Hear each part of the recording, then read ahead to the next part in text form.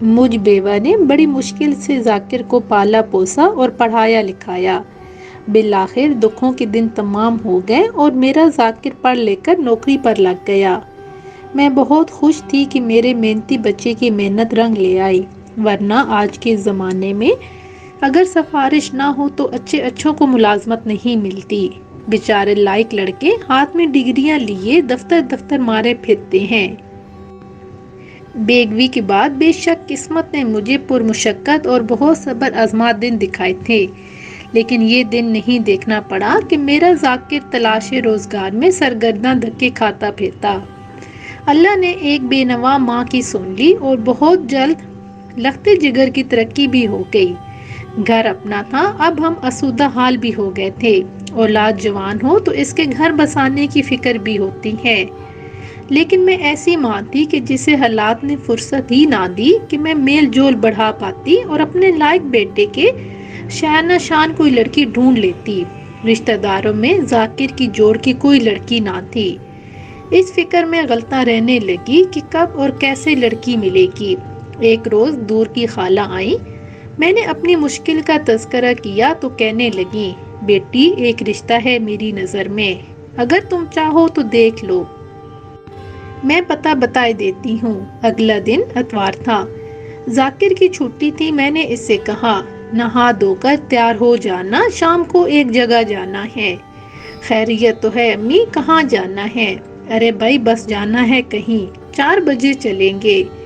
ذاکر نے مزید کوئی سوال نہ کیا، وہ دوپہر کا کھانا کھا کر سو گیا۔ میں بھی کچھ آرام کرنے کے لیے لیٹ گئی۔ 3:30 بجے سپیر اسے جگا کر کہ تیار ہو جائے۔ وہ جب نہا دھو کر نکلا تو میں تیار ہو چکی تھی۔ میں نے کشف، عامر اور شنو سے کہا کہ تم لوگ دروازہ اندر سے بند کر کے رکھنا، ہم 3-4 گھنٹے میں آ جائیں گے۔ جو ہی ہم سواری کی تلاش میں گھر سے نکلے، اچانک ہماری آنکھوں کے سامنے سڑک پر ایک حادثہ رونما ہو گیا۔ ہم سڑک کنارے ٹیکسی کے انتظار میں کھڑے تھے کہ ایک بڑے میاں 18 برس کی لڑکی کو اپنی بوسیدہ سی موٹر بائیک پر بٹھائے ہمارے سامنے سے گزرے۔ ابھی وہ چند فرلانگ ہی گئے ہوں گے کہ پیچھے سے ایک اور موٹر بائیک جو اچھی حالت میں تھی آتی دکھائی دی۔ اس پر 2 فیشنیبل لڑکے سوار تھے۔ انہوں نے جان بوجھ کر بوڑھے کی بائیک کو اس طرح ہٹ کیا کہ بیچارے بڑے میاں اچھل کر دور جا گرے، اور لڑکی بھی اس طرح گری کہ اس کے خاصی چوٹ آئی۔ لڑکے ہنسی مذاق کرتے فاتحانہ انداز میں پاس سے گزر گئے۔ میں نے تیزی سے آگے بڑھ کر لڑکی کو اٹھنے میں مدد دی اور ذاکر نے بزرگ کو سہارا دے کر کھڑا کیا۔ لگتا تھا انہیں خاصی چوٹ لگی تھی۔ اس دھکے سے باپ بیٹی کی حالت دیدنی تھی، دونوں پریشان نظر آتے تھے۔ بزرگ بیچارے نے کپڑے جھاڑے اور بادقت تمام موٹر بائیک کو سیدھا کیا۔ ذاکر نے بھی اس کام میں مدد کی، جبکہ لڑکی کو میں نے سہارا دے کر ایک بڑے پتھر پر بٹھا دیا۔ وہ منہ ہاتھ میں چھپا کر رونے لگی۔ مجھے ان دونوں پر بڑا ترس آیا۔ سوچ رہی تھی کہ انہیں اپنے گھر لے جا کر پانی وغیرہ پلاؤں اور دیکھوں کہ لڑکی کی زیادہ چوٹ تو نہیں آئی۔ وہ مسلسل روئے جا رہی تھی۔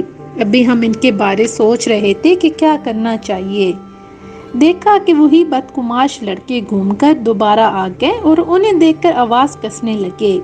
اس پر ذاکر کا چہرہ غصے سے سرخ ہو گیا۔ اس نے انہیں للکارا اور کہا، یہ کیا بدتمیزی ہے، تمہیں شرم نہیں آتی، بے غیرت کہیں کے۔ اس پر وہ اور زیادہ ٹھٹے لگانے لگے اور پھر اکڑ کر بولے، تم کیا لگتے ہو ان کے ہونے والے داماد تو نہیں ہو اس بڑے میاں کے؟ یہ بات سن کر ذاکر کے تن بدن میں آگ لگ گئی۔ وہ آپے سے باہر ہو گیا۔ اس نے پاس پڑے پتھر اٹھا اٹھا کر انہیں مارنا شروع کیے تو وہ بھاگ کھڑے ہوئے۔ ہم جو رشتہ دیکھنے جا رہے تھے اپنا ارادہ ملتوی کر دیا۔ میں نے لڑکی سے کہا، بیٹی وہ بدماش چلے گئے ہیں، تم اٹھو، کب تک اس پتھر پر بیٹھی روتی رہو گی؟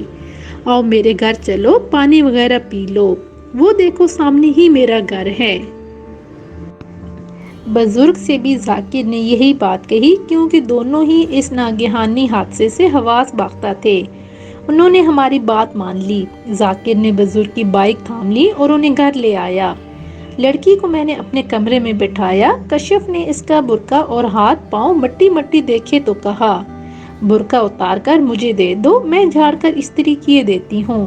تم ہاتھ منہ دھو لو۔ میں نے نام پوچھا تو اس نے شیلا بتایا۔ ہمارے اصرار پر اس نے برقع اتارا اور ہاتھ منہ دھویا۔ کشف چائے بنا لائی، شیلا کے والد کو دی اور لڑکی کو بھی اصرار کر کے پلائی۔ تھوڑی دیر بعد جب حواس بحال ہو گئے تو یہ دونوں چلے گئے۔ یہ اتوار تو ایسے ہی غارت ہو گیا۔ اب اگلے اتوار کا انتظار تھا کہ رشتہ دیکھنے جاؤں گی۔ جب دوبارہ اتوار آیا، ہم تیار ہو کر نکلے، ٹیکسی مل گئی اور ہم روانہ ہو گئے۔ بہت لمبا راستہ تھا، پوچھتے پاچھتے اس علاقے میں پہنچ گئے۔ اب ہم اس گھر کو ڈھونڈ رہے تھے جہاں لڑکی رہتی تھی۔ کئی لوگوں اور دکانداروں سے پتہ پوچھا لیکن مطلوبہ مکان نہیں مل رہا تھا۔ ذاکر نے کہا، امی کاشف لاپرواہ ہے، گھر کا نمبر صحیح نہیں لکھا ہوگا۔ ابھی وہ یہ بات کر رہا تھا کہ سامنے ایک مکان کا نمبر دکھائی دیا۔ میں نے کہا، ذاکر دیکھو کہیں یہ مکان تو نہیں ہے۔ اس نے کاغذ ہاتھ میں لیا تھا کہ کسی نے پیچھے سے اس کا بازو پکڑ لیا۔ ذاکر نے مڑ کر دیکھا تو اس دن والے بابا جی تھے۔ وہ خوشی بھری لہجے میں گویا ہوئے، بیٹا آپ یہاں کہاں؟ ہم کسی کے گھر کا پتہ تلاش کر رہے تھے۔ میں نے کہا، پتہ بھی مل جائے گا بہن جی، وہ سامنے میرا غریب خانہ ہے۔ آپ قسمت سے میرے گھر تک آ گئے ہیں تو آپ چائے پی کر جائیے۔ آؤ بیٹے۔ انہوں نے ذاکر کا بازو تھام لیا۔ ہم دونوں ایک دوسرے کا منہ تکنے لگے۔ میں نے کہا، بھائی صاحب پھر کبھی صحیح، آج دیر ہو رہی ہے۔ آپ نے گھر دکھا دیا ہے، اب جب دوبارہ یہاں آنا ہوگا ضرور آپ کے گھر آئیں گے۔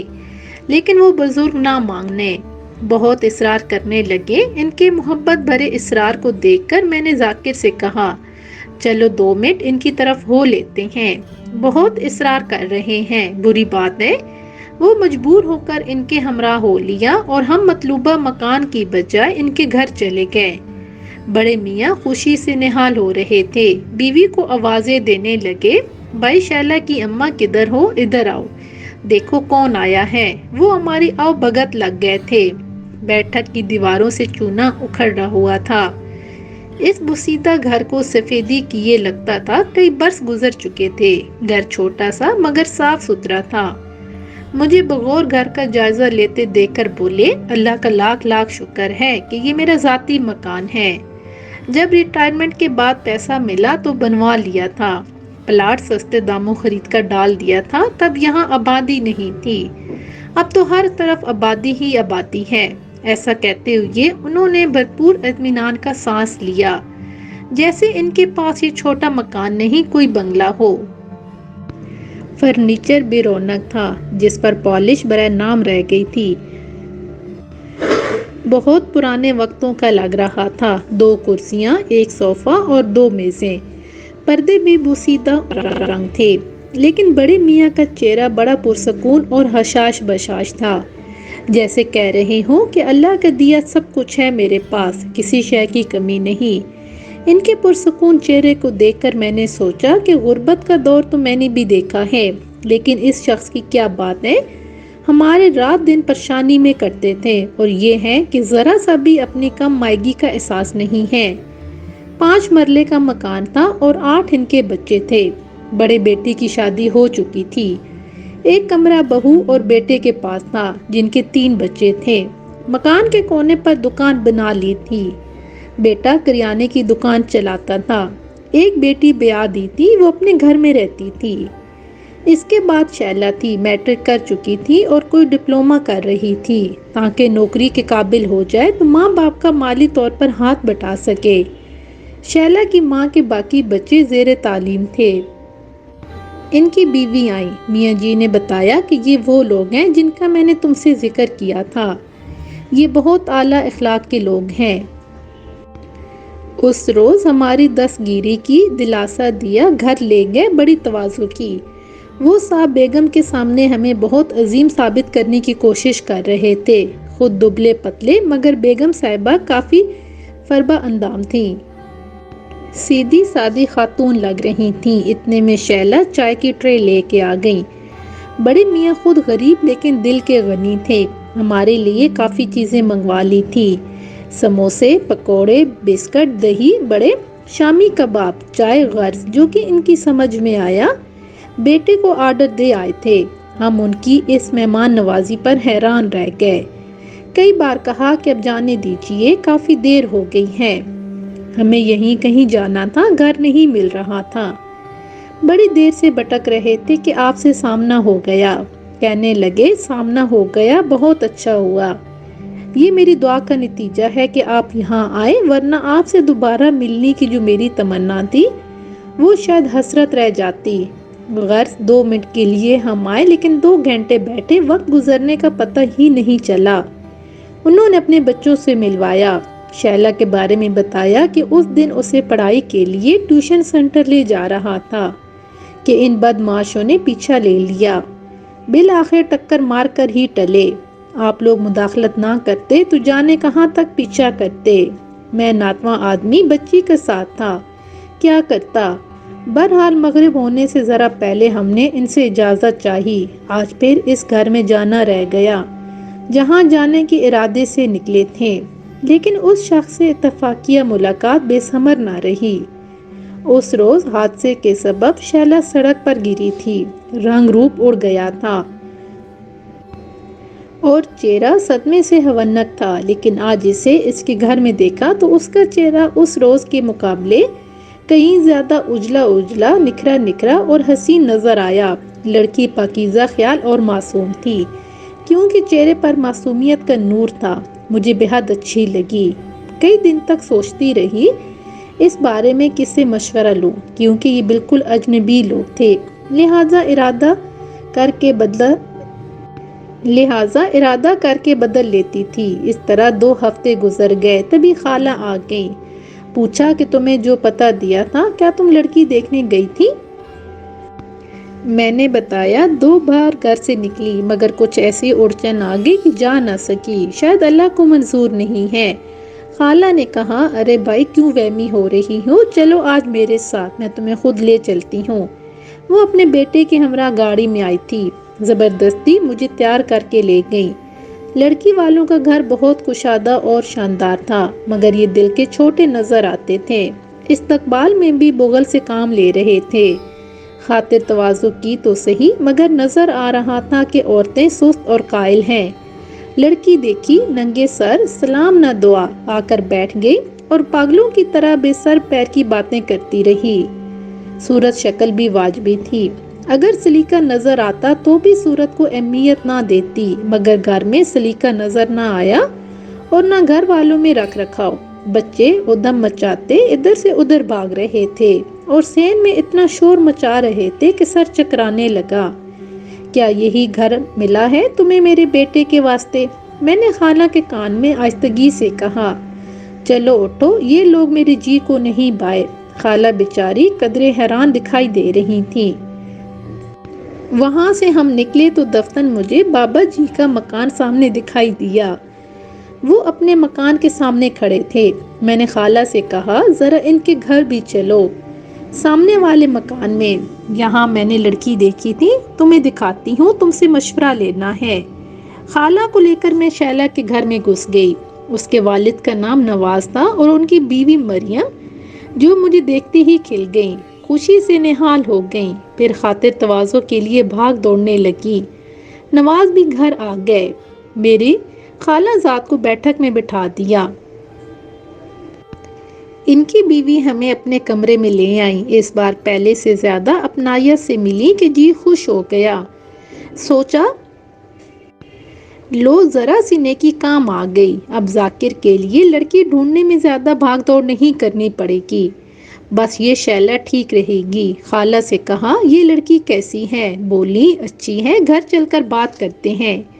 میں آتے ہوئے نواز اور ان کی بیگم کو گھر آنے کی دعوت دے آئی۔